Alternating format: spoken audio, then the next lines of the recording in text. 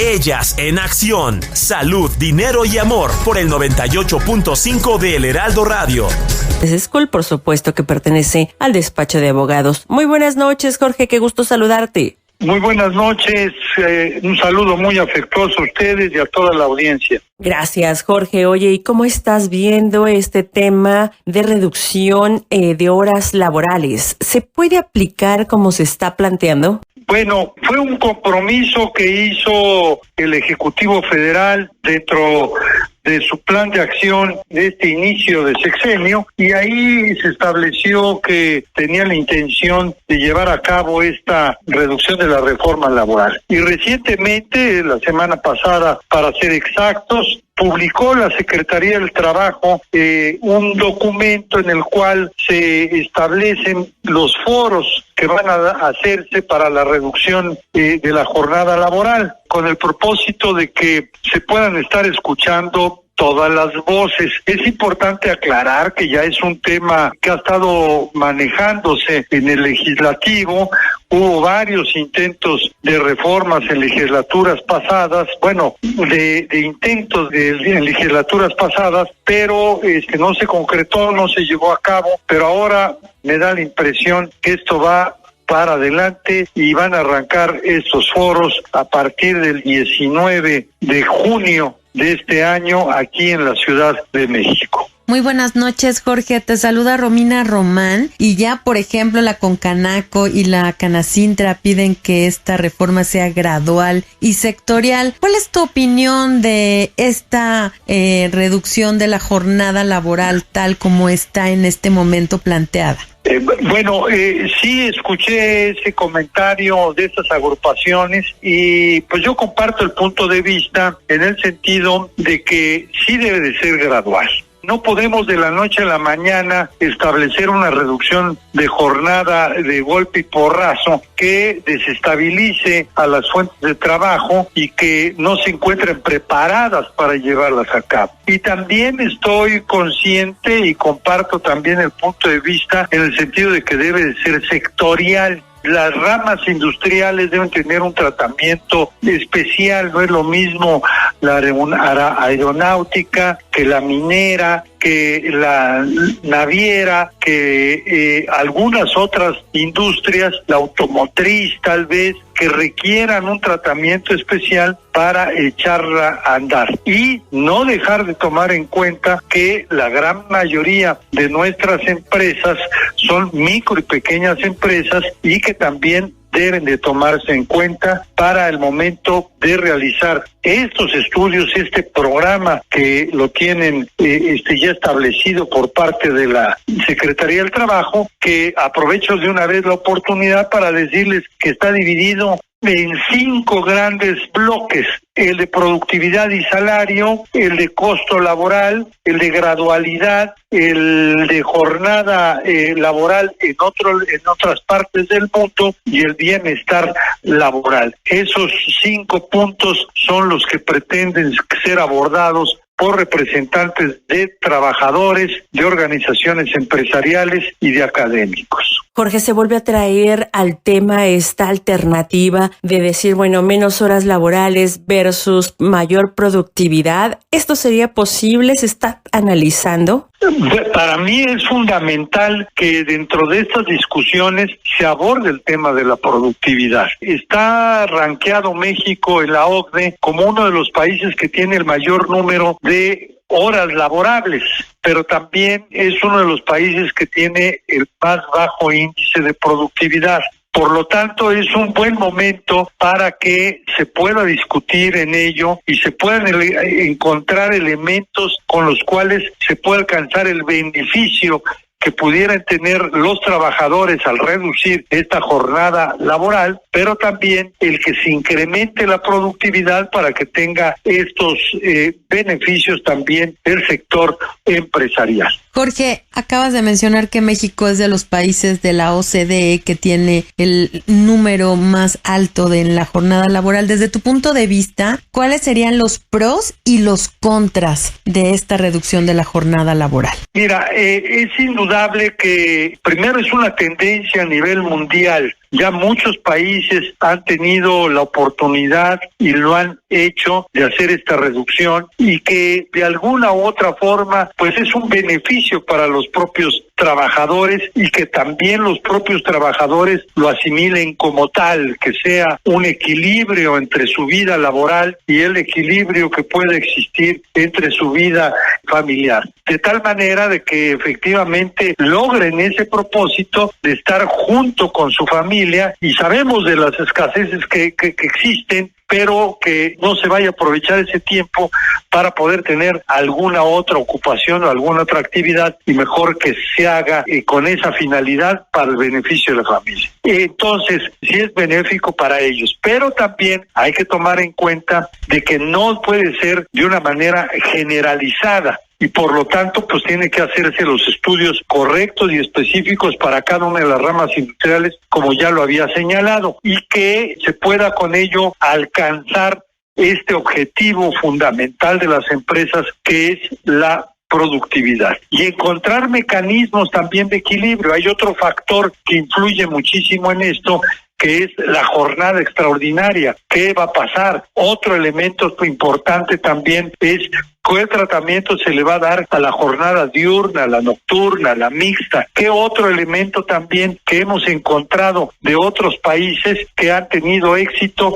es si va a haber oportunidad de realizar planes piloto para echar a andar este tipo de reducción de la jornada? Todo eso es importante estudiarlo, realizarlo, y en algunos casos, algunos estímulos fiscales que pudieran tener las empresas para que no tengan un descalabro en su economía. Jorge, todo esto que planteas, ¿no choca o está en línea con la revisión del TME, con los acuerdos que se tienen con Estados Unidos y Canadá? No forzosamente, porque sí son dos aspectos independientes, porque al final de cuentas, primero la revisión del TMEC la vamos a tener para el próximo año, aunque están diciendo que a lo mejor se adelanta, pero es este forcejeo de toda negociación que se presenta, y que siento que no está encadenado o condicionado el tema de la reforma a la reducción de la jornada laboral al aspecto de la revisión del TMEC. En la revisión del TMEC hay aspectos totalmente diferentes, como por ejemplo la propia impartición de justicia con los nuevos juzgados laborales, la democracia y libertad sindical, la auténtica revisión de los contratos colectivos de trabajo y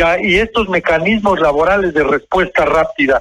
Entonces es más bien un universo totalmente diferente. Pues interesantísimo este tema al que sin duda le vamos a dar seguimiento, y qué mejor con los integrantes, los especialistas del despacho de La Vega y Martínez Rojas. Por lo pronto, muchísimas gracias a ti, Jorge Cervantes. Él es director de Labor Business School, que por supuesto pertenece al despacho de La Vega y Martínez Rojas. Muchísimas gracias. Gracias a ustedes y buenas noches a la audiencia. Al contrario, nuevamente gracias a ti, y quédense con nosotras en Salud, Dinero y Amor, que vamos con más información. Las voces que te mueven. Seguimos en Salud, Dinero y Amor, y en este espacio hemos insistido en que no hay los suficientes productos o servicios financieros para los adultos mayores, incluso también para los adultos maduros. ¿Qué están haciendo las instituciones bancarias para atender a estos segmentos de la población? Para platicarnos de esto, ya nos acompaña en la línea Mauricio Pallares. Él es director de Comunicación e Identidad Corporativa de BBVA. Muy buenas noches, Mauricio. Qué gusto saludarte.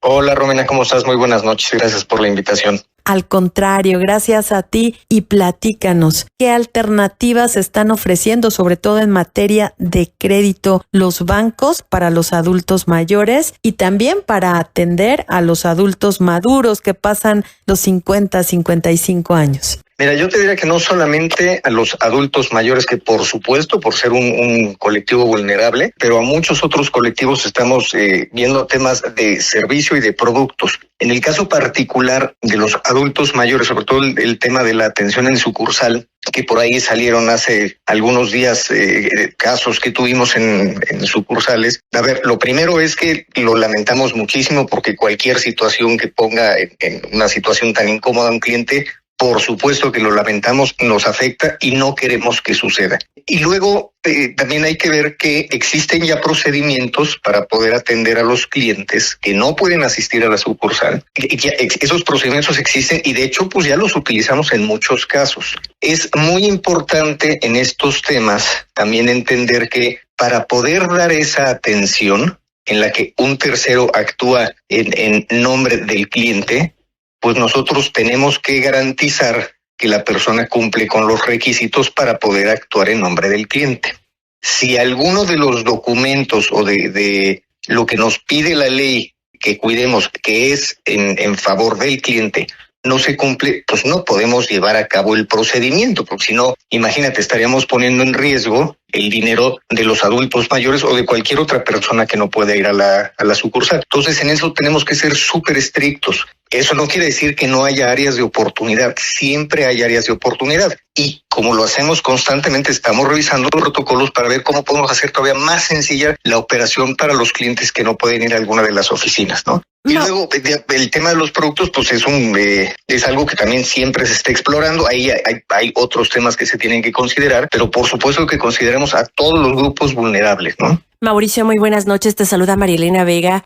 Hola, Marielena. Qué gusto saludarte. Oye, hay temas que se han enfrentado personas y ni siquiera adultos mayores. Pasando los 50, hay personas a las que no se les ofrecen o una tarjeta o un crédito. ¿A qué se debe? ¿Cuál es ese parámetro o qué es lo que no están haciendo este grupo de personas para que puedan ser rechazados o exageradamente cuestionados antes de tener un sistema o un servicio del sistema financiero independientemente de la institución financiera? Claro, mira, no es un tema tanto de edad, pues en algún punto pues sí es un tema de edad, pero no es a partir de cierta edad. El tema aquí es, recuerden que el dinero que nosotros prestamos no es dinero del banco, ¿no? Ni es dinero de los accionistas. El dinero que prestamos los bancos es el dinero de los ahorradores que nos llevan sus recursos porque no los necesitan en este momento. Entonces, el banco tiene que cuidar muy bien que exista la mayor probabilidad de pago de esos préstamos que estamos haciendo.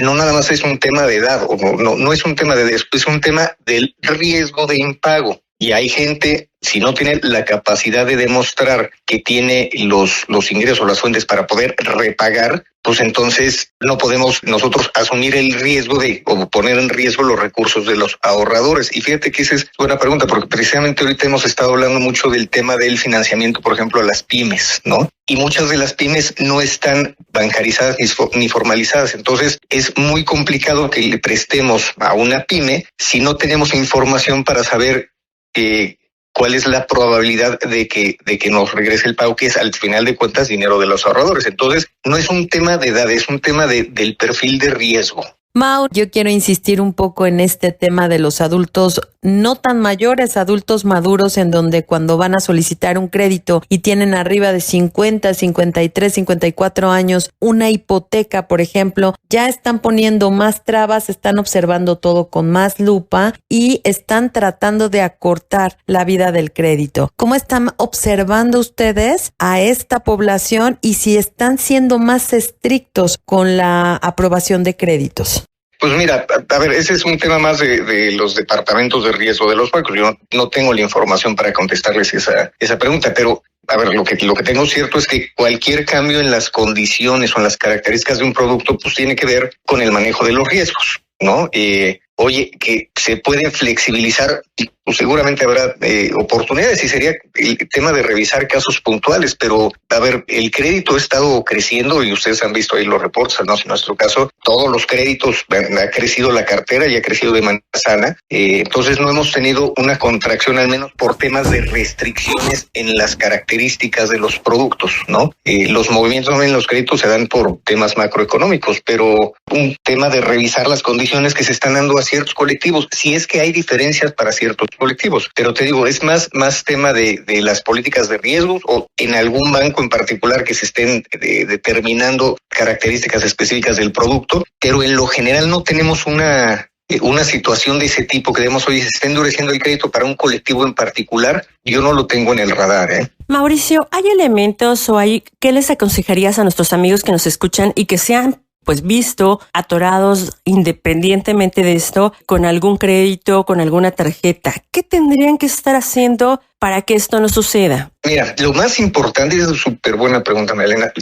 Lo más importante es que le demuestren al banco con el que trabajen, que tienen la capacidad para pagar el crédito que estén solicitando, ¿no? En nuestro caso, en la parte de educación financiera, le insistimos mucho a la gente que vaya teniendo esa capacidad de ahorro por muchos motivos. Primero, porque es lo más sano desde el punto de vista financiero. Primero, porque tienes un colchón que en caso de alguna eventualidad no estás desprotegido, ¿no? Entonces, por eso es súper importante ahorrar. Y la otra es porque en la medida que tengas tú un ahorro importante, pues le puedes demostrar al banco que tienes esa capacidad para pagar los préstamos. Eso es lo mejor que puede hacer la gente. Y la otra es cuidar el buró, porque luego hay... por temas muy chiquitos o montos muy chiquitos, súper tontos, la gente cae en el buró y todos los bancos tenemos que ir a revisar la situación de los clientes en el buró, del solicitante en el buró, y si hay algún problema en el buró, pues no podemos prestar. Entonces también es importante que la gente esté al pendiente de su buró. Con esas dos cosas tienen muy buena parte del problema resuelto, es decir, que la probabilidad de que se les otorgue el préstamo es muy alta, ¿no? Obviamente hay otras cosas, pero esas dos pues son súper importantes.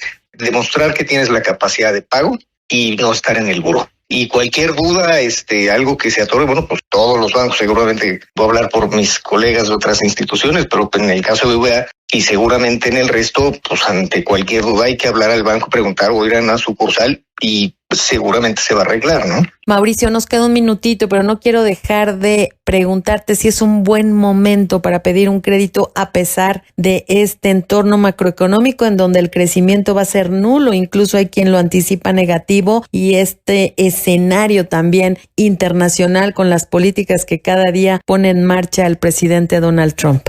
Pues mira, a ver, depende de la situación de cada quien. Si tú tienes la capacidad para repagar, está bien. Ahora, si es un préstamo a tasa variable, pues es un poco más riesgoso por la incertidumbre que hay. Si es un préstamo a tasa fija, igual y te conviene tomarlo si es que tienes la capacidad de pago, porque pues ya no van a variar los intereses que vas a pagar en el tiempo, ¿no? Y en todo caso, quien absorbe los movimientos de las tasas es el banco. Entonces, es nada más, oye, lo primero es que veas que tienes la capacidad. Y lo otra, si no te urge, pues analiza muy bien las condiciones y cuáles son las condiciones del préstamo. Si esas condiciones eres capaz de soportarlas aún con movimientos de las tasas y eso, pues no está mal, porque también si encuentras una oportunidad inmobiliaria, bueno, también hay que aprovecharla, pero sí hay que pensarlo. Yo no te diría que no hay que meternos a nuestras casas y esconderlo, no, simplemente hay que hacer un buen análisis, ¿no? Pues ahí están los consejos y por supuesto la información de Mauricio Pallares, director de comunicación e identidad corporativa de BBVA, a quien agradecemos esta información y su siempre disponibilidad para salud, dinero y amor. Gracias, Mauricio, muy buenas noches. Al contrario, encantado y mil gracias como siempre. Gracias. Seguimos con más información por el Heraldo Radio. El comentario final. Esta final de salud, dinero y amor en este jueves 12 de junio. Yo soy Romina Román. Gracias por acompañarnos y recuerda que te esperamos el próximo lunes con la mejor información financiera aquí en el Heraldo Radio y desafortunadamente a los papás presentes y que verdaderamente llevan el nombre con orgullo. Y tienes toda la razón. Ojalá que la seguridad se haga más presente en este país, como también ojalá que las autoridades hagan lo propio para que los baches se vayan de este país. También es imposible la falta de mantenimiento que se le está dando a la ciudad, al país, a las carreteras, ya que lo habíamos platicado, una falta de mantenimiento enorme. En fin, ojalá que esto pueda llevar a cabo esta repavimentación, porque vaya que los costos que estamos teniendo que pagar los usuarios es altísimo. Ya lo hemos platicado y lo seguiremos aquí platicando. Ojalá que nos hagan caso las autoridades, pues los costos no bajan de los 6,000, 10,000 hasta 15,000 pesos el cambio y la reparación o incluso la compra de las llantas que se ven afectados los coches que circulan, dado los grandes hoyos que ya hay en esta ciudad. Muchísimas gracias por habernos acompañado. Pasen un buen fin de semana. Recuerda que el próximo lunes lo esperamos aquí, lunes 10 de la noche, jueves 9 de la noche por el Heraldo Radio. Romina Román y una amiga y servidora Marilena Vega. Por lo pronto le agradecemos a Martín su apoyo siempre en producción y controles, y a usted le deseamos salud. Salud, dinero y amor con Romina Román y Marielena Vega. lunes 10 de la noche, jueves 9 de la noche. Sigue teniendo una excelente noche en el 98.5 de El Heraldo Radio.